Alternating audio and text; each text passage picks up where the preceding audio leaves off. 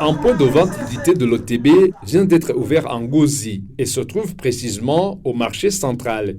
C'est un point de vente qui n'a d'autre but que de rapprocher les produits de l'OTB aux consommateurs de la localité, selon le directeur commercial, et l'activité se poursuivra même au niveau de certaines autres régions du pays. Nous avons décidé d'amener le thé de l'OTB ici en Ngozi pour que chaque citoyen puisse goûter à la saveur du thé du Burundi. Dans notre planification, nous allons mettre les points de vente dans toutes les provinces périphériques du Burundi.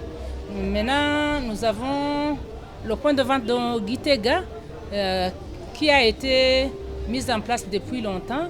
Ngozi fait le deuxième point de vente. Nous allons aussi entamer le point de vente de Kobero. Après Kobero, ça sera Makamba, Makamba Gisuru, Gisuru Gatumba, Gatumba Chibitoki et enfin Kirundo.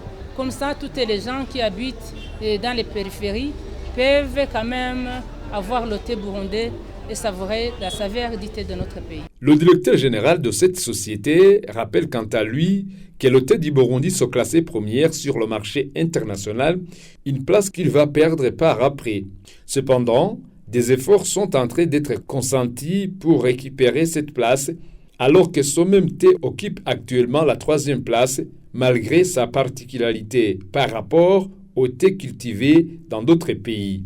La particularité du thé du Burundi, c'est à partir du terroir dans lequel il est cultivé. Notre thé est cultivé dans des régions d'altitude, à partir de 1900 mètres d'altitude jusqu'à 2100. Et en plus, notre thé est produit dans l'environnement de la forêt, principalement de la forêt de Kibira et sur la crête congolaise. Cet environnement fait que nous produisons un thé de qualité qui rivalise avec les thés de la sous-région et même du monde entier. Le Burundi produit un très beau thé de qualité qui est apprécié sur le marché international.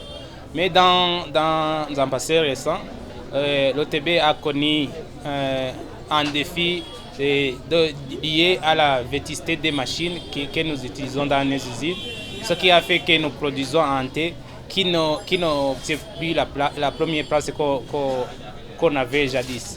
Mais on est à pied d'œuvre pour remplacer ces machines pour que nous produisions un très beau de qualité et regagner notre première place dans la sous-région. Et le gouverneur de la province Ngozi, qui a rehaussé de sa présence la cérémonie, s'est dit satisfait de l'introduction d'un point de vente dans sa province.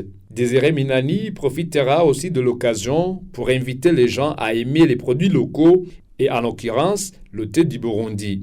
Toutes les études scientifiques s'accordent pour démontrer les bienfaits du thé pour la santé grâce à sa richesse en polyphénol, aux propriétés protectrices et antioxydantes. Ils permettent en effet de lutter contre les radicaux libres, substances favorisant le vieillissement prématuré des cellules. Comment ça va?